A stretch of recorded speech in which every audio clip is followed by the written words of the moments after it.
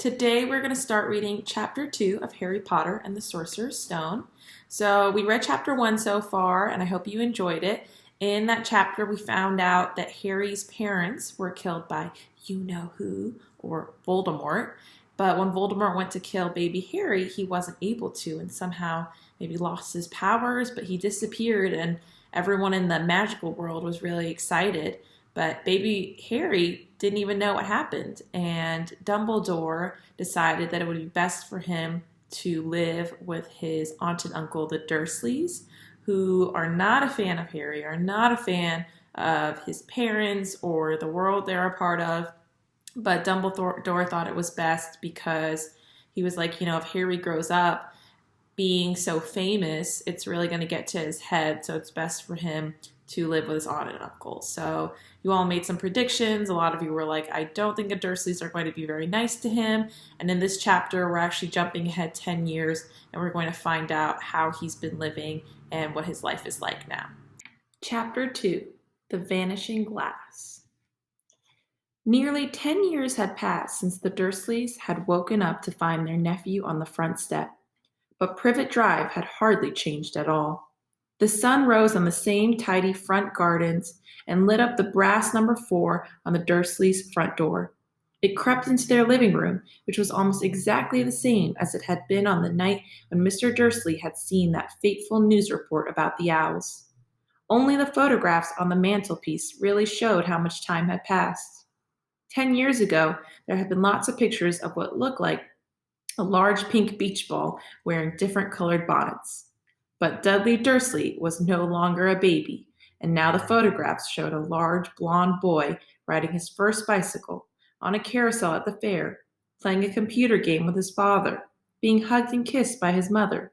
The room held no sign at all that another boy lived in the house too. So I don't know if you caught that earlier, but they said the pictures used to be a large pink beach ball wearing different colored bonnets. That was figurative language talking about Dudley Dursley as a baby. Yet Harry Potter was still there, asleep at the moment. But not for long. His Aunt Petunia was awake, and it was her shrill voice that made the first noise of the day. Up! Get up! Now! Harry woke up with a start. His aunt rapped on the door again. Up! She screeched. Harry heard her walking toward the kitchen, and then the sound of the frying pan being put on the stove. He rolled onto his back and tried to remember the dream he had been having. It had been a good one. There had been a flying motorcycle in it. He had a funny feeling he'd had the same dream before. Ooh, I think this scene sounds familiar. His aunt was back outside the door. Are you up yet? She demanded. Nearly, said Harry. Well, get a move on. I want you to look after the bacon, and don't you dare let it burn. I want everything perfect on Duddy's birthday. Harry groaned. What did you say? His aunt snapped through the door. Nothing. Dudley's birthday. How could he have forgotten? Harry got slowly out of bed and started looking for socks. He found a pair under his bed, and after pulling a spider off one of them, put them on. Harry was used to spiders because the cupboard under the stairs was full of them, and that was where he slept. When he was dressed, he went down the hall into the kitchen. The table was almost hidden beneath all Dudley's presents. It looked as though Dudley had gotten the new computer he wanted, not to mention the second television and the racing bike. Exactly why Dudley wanted a racing bike was a mystery to Harry, as Dudley was very fat and hated exercise. Unless, of course, it involved punching somebody. Dudley's favorite punching bag was Harry, but he couldn't often catch him. Harry didn't look it, but he was very fast. Perhaps it had something to do with living in a dark cupboard, but Harry had always been small and skinny for his age. He looked even smaller and skinnier than he really was, because all he had to wear were old clothes of Dudley's, and Dudley was about 4 times bigger than he was. Harry had a thin face, knobbly knees, black hair, and bright green eyes. He wore round glasses held together with a lot of Scotch tape because of all the times Dudley had punched him on the nose. The only thing Harry liked about his own appearance was a very thin scar on his forehead that was shaped like a bolt of lightning. He had had it as long as he could remember, and the first question he could ever remember asking his Aunt Petunia was how he had gotten it. In the car crash when your parents died, she had said, and don't ask questions. Don't ask questions. That was the first rule for a quiet life with the Dursleys. Uncle Vernon entered the kitchen as Harry was turning over the bacon. Comb your hair, he barked by way of a morning greeting. About once a week, Uncle Vernon looked over the top of his newspaper and shouted that Harry needed a haircut. Harry must have had more haircuts than the rest of the boys in his class put together, but it made no difference. His hair simply grew that way, all over the place. Harry was frying eggs by the time Dudley arrived in the kitchen with his mother. Dudley looked a lot like Uncle Vernon. He had a large pink face, not much neck, small watery blue eyes, and thick blonde hair that lay smoothly on his thick fat head.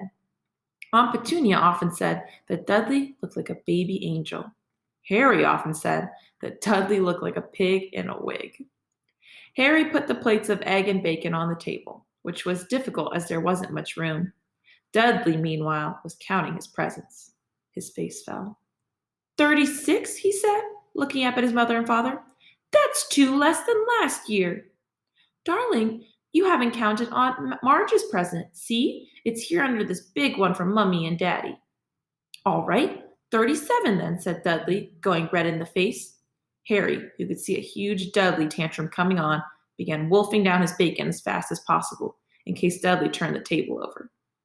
Aunt Petunia obviously scented danger too, because she said quickly, and we'll buy you another 2 presents while we're out today. How's that, Pumpkin? 2 more presents. Is that all right? Dudley thought for a moment. It looked like hard work. Finally, he said slowly, so I'll have 30, 39, sweetum, said Aunt Petunia. Dudley sat down heavily and grabbed the nearest parcel. All right, then. Uncle Vernon chuckled.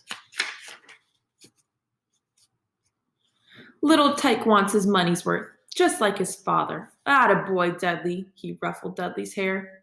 At that moment, the telephone rang and Aunt Petunia went to answer it, while Harry and Uncle Vernon watched Dudley unwrap the racing bike, a video camera, a remote-control airplane, 16 new computer games, and a VCR. He was ripping the paper off a gold wristwatch when Aunt Petunia came back from the telephone, looking both angry and worried. Bad news, Vernon, she said. Mrs. Figg's broken her leg. She can't take him. She jerked her head in Harry's direction. Dudley's mouth fell open in horror, but Harry's heart gave a leap. Every year on Dudley's birthday, his parents took him and a friend out for the day to adventure parks, hamburger restaurants, or the movies. Every year, Harry was left behind with Mrs. Figg, a mad old lady who lived 2 streets away. Harry hated it there. The whole house smelled of cabbage, and Mrs. Figg made him look at photographs of all the cats she'd ever owned. Now what? Said Aunt Petunia, looking furiously at Harry as though he'd planned this.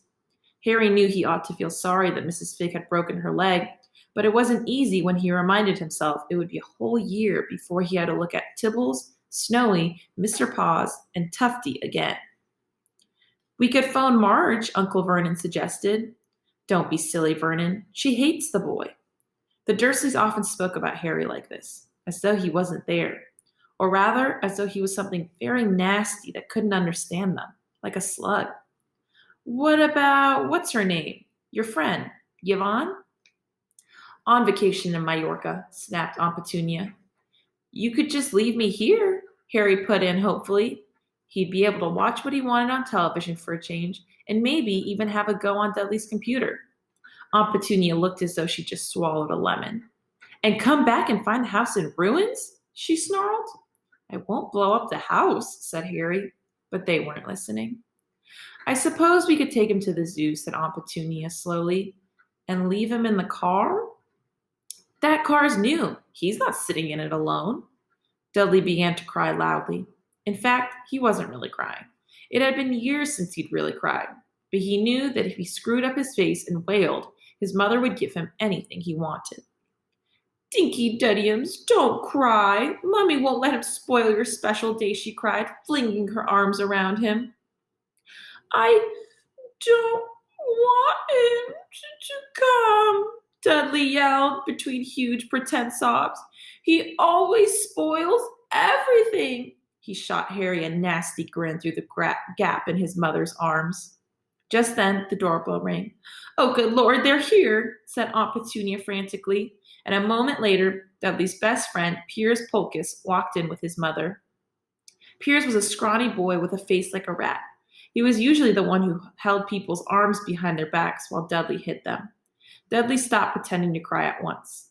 Half an hour later, Harry, who couldn't believe his luck, was sitting in the back of the Dursleys' car with Piers and Dudley, on the way to the zoo for the first time in his life.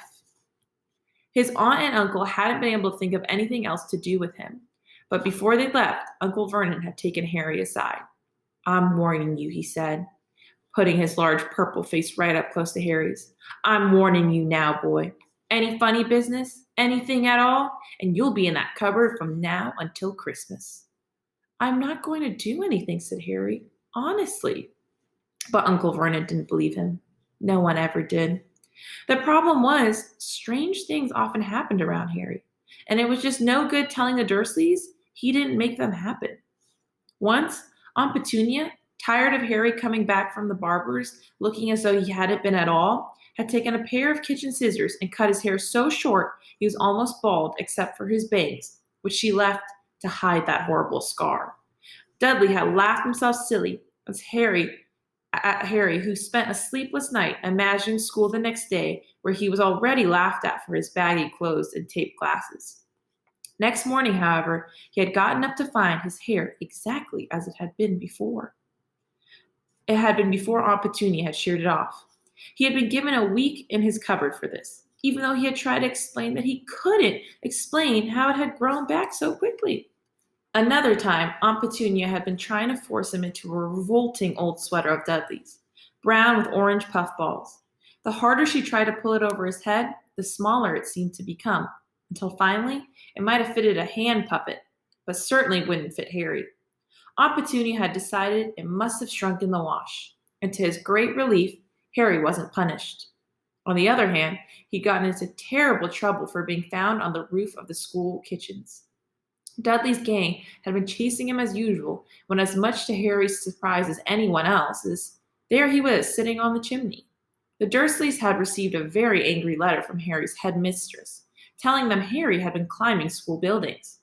But all he tried to do, as he shouted at Uncle Vernon through the locked door of his cupboard, was jump behind the big trash cans outside the kitchen doors. Harry supposed that the wind must have caught him in mid-jump. But today, nothing was going to go wrong. I want to stop here for a second and ask, what do you think was really happening in those other examples he just gave? Were those all just coincidences? Like, did the sweater shrink by himself? Why was his hair growing back? How did he get on the roof of the school building? What do you think? It was even worth being with Dudley and Piers to be spending the day somewhere that wasn't school, his cupboard or Mrs. Fig's cabbage-smelling living room. While he drove, Uncle Vernon complained to Aunt Petunia. He liked to complain about things. People at work, Harry, the council, Harry, the bank, and Harry were just a few of his favorite subjects. This morning, it was motorcycles. "Roaring along like maniacs, the young hoodlums," he said, as a motorcycle overtook them. "I had a dream about a motorcycle," said Harry, remembering suddenly. "It was flying." Uncle Vernon nearly crashed into the car in front. He turned right around in his seat and yelled at Harry, his face like a gigantic beet with a mustache. "Motorcycles don't fly!" Dudley and Piers sniggered. "I know they don't," said Harry. "It was only a dream." But he wished he hadn't said anything. If there was one thing the Dursleys hated even more than his asking questions, it was his talking about anything acting in a way it shouldn't, no matter if it was a dream or even a cartoon. They seemed to think he might get dangerous ideas. It was a very sunny Saturday, and the zoo was crowded with families. The Dursleys bought Dudley and Piers large chocolate ice creams at the entrance, and then, because the smiling lady in the van had asked Harry what he wanted before they could hurry him away, they bought him a cheap lemon ice pop. It wasn't bad either, Harry thought, licking it as they watched a gorilla scratching its head, who looked remarkably like Dudley, except that it wasn't blonde. Harry had the best morning he'd had in a long time. He was careful to walk a little way apart from the Dursleys, so that Dudley and Piers, who were starting to get bored with the animals by lunchtime, wouldn't fall back on their favorite hobby of hitting him. They ate in the zoo restaurant, and when Dudley had a tantrum because his Knickerbocker Glory didn't have enough ice cream on top, Uncle Vernon bought him another one, and Harry was allowed to finish the first. Harry felt afterward that she should have known it was all too good to last. All right, we're going to stop there, and I want to hear your predictions for what's going to happen next in this chapter. Now, I know some of you have either read it before, or maybe you had an older sibling or friend tell you what happened. So if you know what's going to happen, don't give it away. If you have not read it or don't have any idea what's going to happen, then go ahead and share your predictions. If you know what's going to happen, then you can just share your thoughts on this part of the chapter. How are you feeling about it? What type of character do you think Dudley Dursley is? What type of character do you think Uncle Vernon is? So if you haven't read it, share predictions. If you have read it or know what's going to happen, share your thoughts about the characters or what's happening so far.